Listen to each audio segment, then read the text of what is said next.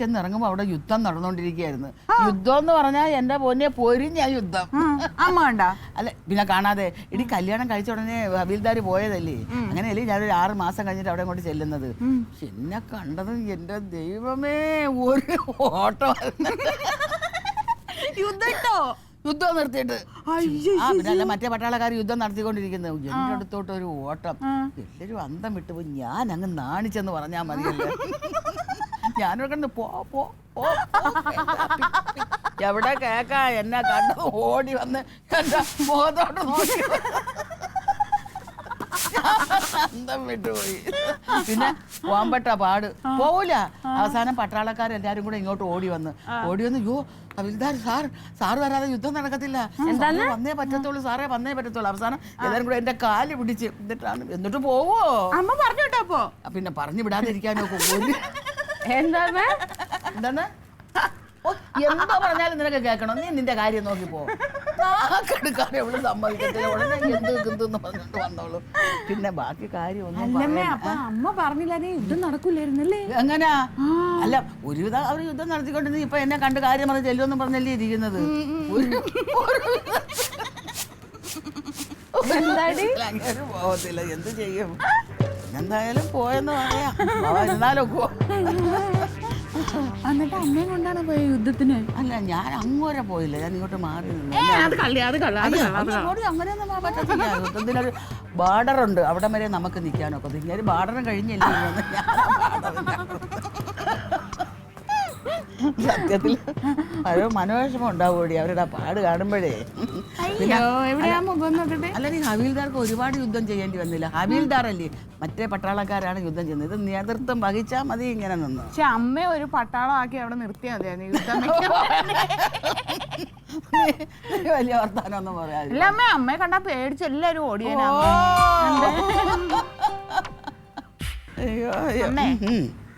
അമ്മക്ക് ഈ ചൊറിച്ചിൽ മാത്രമല്ല, ഇതിലൊന്നും ഇല്ല ഈ പൊട്ടത്തലയില്. ഇത് നരയ്ക്കാന്ന് പറഞ്ഞാ ഇപ്പം 35 വയസ്സ് കഴിഞ്ഞിട്ടല്ലേ ഉള്ളൂ. ഇത് 35ന്റെ നര കേട്ടോ. അല്ല നരച്ചാലും നര തുടങ്ങുമ്പോഴത്തേക്ക് ഒരു ചൊറിച്ചില് കാണും. അതാ അല്ലെങ്കിൽ താരം കാണുമോ എന്തോ. താരനൊന്നും ഇല്ല. അമ്മ ചുമ്മാ എന്നെ കൊണ്ട് ഇങ്ങനെ ചോദിക്കും.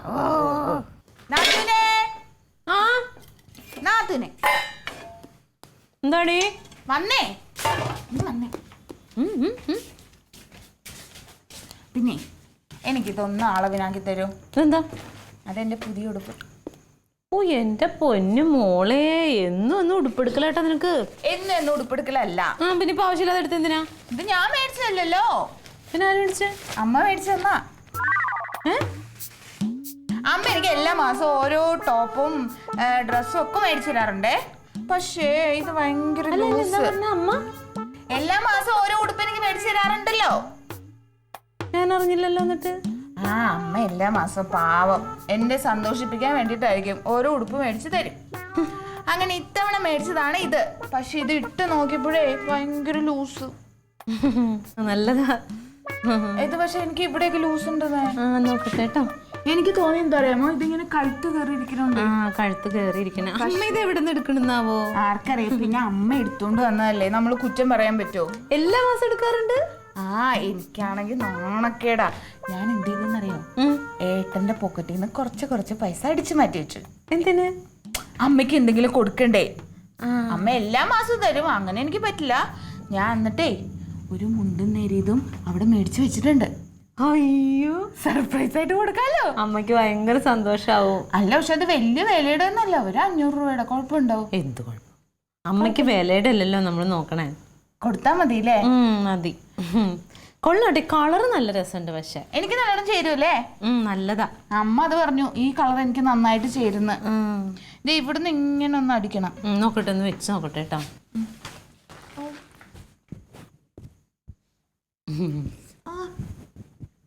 ലൂസ് ഉണ്ട്. ഒരു 1/2 ഇഞ്ച് വെച്ച് 2 സൈഡും അങ്ങ് അടിക്കാം. എന്നാലും അമ്മ ഞെട്ടിച്ചു കളഞ്ഞിട്ടോ. അമ്മ എന്നെ എല്ലാ മാസവും ഞെട്ടിക്കല്ലേ? അല്ലെങ്കിൽ അമ്മയ്ക്ക് എന്നെക്കാളും ഇഷ്ടം നിന്നോടാ. നിന്നെ മരുമോളായിട്ടല്ല, മോളായിട്ട് അമ്മ കാണണേ. അത് എന്റെ വീട്ടിലും എപ്പോഴും പറയും, എന്റെ ഭാഗ്യമായി ഈ വീട്ടിൽ വന്ന് കയറിയെന്ന്. അതെ, സത്യം കേട്ടോ. അടിച്ചു വെച്ചേക്കാം. എപ്പോഴാ വേണ്ട നിനക്ക്? എപ്പോഴാന്ന് വെച്ചാൽ തയ്ച്ചു തന്നാ മതി. എന്നിട്ട് ഇതാ പിന്നെ ഒരു കാര്യമുണ്ട്, ഇതിട്ട് അമ്പലത്തിൽ പോണെന്ന് അമ്മ പറഞ്ഞേക്കണേ. ഓ അമ്മയുടെ ഒരു മോള്. അപ്പൊ ഇത് തയ്ച്ചിട്ട് എന്നെ വിളിക്കണേ. പോട്ടെ, മറക്കരുത്. ഇത് ഇവിടെ ഇവിടെ. എനിക്ക് മനസ്സിലായി. പൊയ്ക്കൊടി അടിച്ചു വെച്ചേക്കാന്നേ. ഭയങ്കര തയ്യക്കാരിയാണല്ലോ.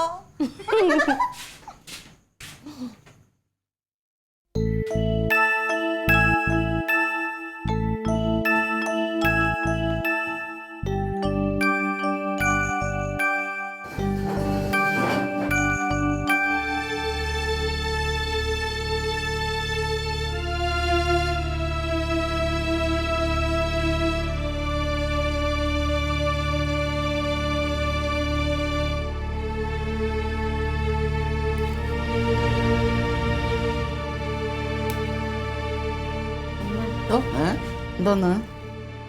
അവളെന്തേ? അപ്പുറത്ത് ജോലി ചെയ്യുന്നുണ്ട്. അമ്മ എന്റെ അമ്മ തന്നെയാണോ ശരിക്കും?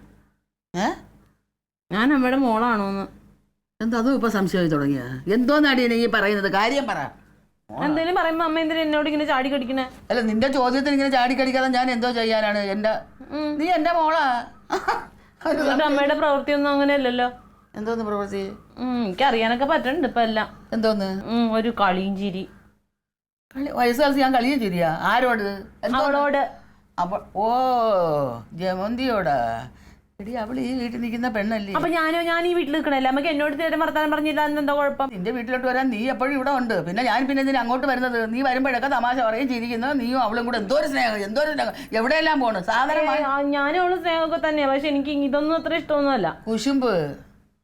എടി, അന്യ പെണ്ണ് വീട്ടിൽ അവൾക്ക് ചുരിദാർ എടുത്തു കൊടുക്കുന്നു, അവളുടെ കൂടെ തല നോക്കുന്നു. ഞാൻ ആരാ? എന്നെ അല്ല അറക്കപ്പൊടി കൊടുത്ത് മേടിച്ചാണ് അമ്മ. എടി, നിനക്ക് തയ്യലും അതും ഇതുമൊക്കെ ഇല്ലേ? തയ്യലിട്ടെന്നും പറഞ്ഞെന്താ? എന്റെ കെട്ടിയന്റെ അടുത്ത് പറയണം അതൊക്കെ വാങ്ങിച്ചു തരാൻ. അവൾ അന്യ വീട്ടിൽ നിന്ന് വന്നതാ. എനിക്ക് മേടിച്ചു തരാഞ്ഞിട്ടൊന്നുമല്ല. പിന്നെ അവക്ക് മേടിച്ചു കൊടുക്കുന്നത് കുഴപ്പമില്ല. പക്ഷെ അമ്മ എന്തെങ്കിലും കൊടുക്കണ്ടെങ്കിൽ എന്റെ കയ്യിൽ തന്നിട്ട് ഞാൻ കൊടുക്കാന്ന. ഓ, അതുകൊണ്ടാണോ? എടി, എന്റെ കിട്ടുന്ന പെൻഷന്റെ കാശ് പകുതി നിനക്ക് തരുന്നുണ്ട്, അവക്ക് കൊടുക്കുന്നുണ്ട്. എനിക്ക് കിട്ടുന്ന കാശിന്റെ കണക്ക് നിങ്ങൾ ആരും പറയണ്ട. എനിക്ക് ഇഷ്ടമല്ല എന്റെ അമ്മയുടെ സ്നേഹം പകുത്തു പോണത്. എനിക്ക് ഇഷ്ടമല്ല. അയ്യോ, അതിപ്പോ നടക്കുന്ന കാര്യമാണോ? ഒരു പെണ്ണിനെ വീട്ടിൽ ആ പാവൊന്നും ഞാൻ വലിച്ചു വയ്ക്കത്തില്ല. എന്റെ ചെറുക്കനെ നോക്കുന്ന പെണ്ണാ. എനിക്ക് അവളെ നോക്കാതിരിക്കാനൊന്നും പറ്റത്തില്ല. നല്ല കാര്യം. നീ നിന്റെ കാര്യം നോക്ക്. നീ ആവശ്യമില്ലാത്ത വർത്താനം പറയരുത്. ഞാൻ കാര്യമായിട്ട് പറയുക. എന്നോട് സ്നേഹമായിട്ട് പെരുമാറണില്ലല്ലോ. സ്നേഹമായിട്ട് വിട പെരുമാറുന്നത് എന്റെ തോന്നല. അതിന് കുശുമ്പുള്ളതുകൊണ്ട് അങ്ങനെ ചുമ്മാ വന്ന് കിടന്ന ആവശ്യമില്ലാത്ത വർത്താനങ്ങളും. എന്നെ കൊണ്ട് ആവശ്യമില്ലാത്ത ഒന്നും പറയിപ്പിക്കുന്നത് ഞാൻ പറയുന്നുണ്ട്.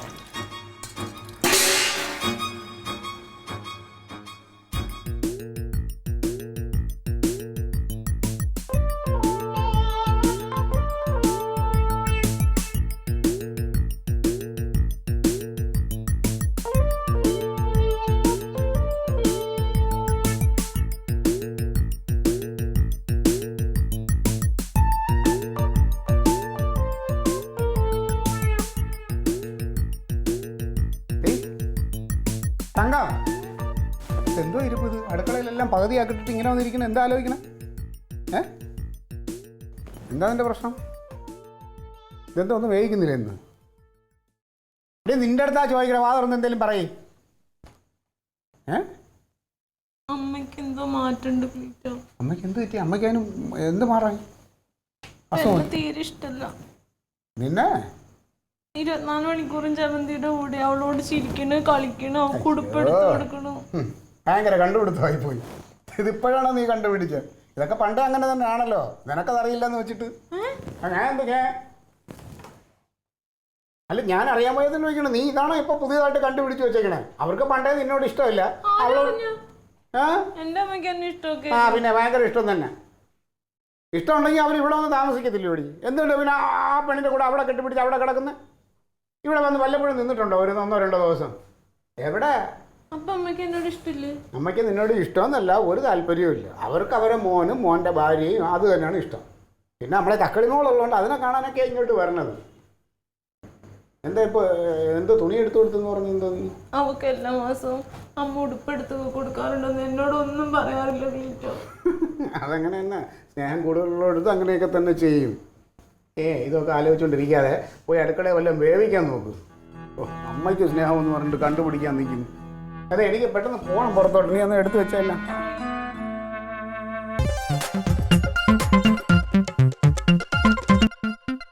Alien versus Alien.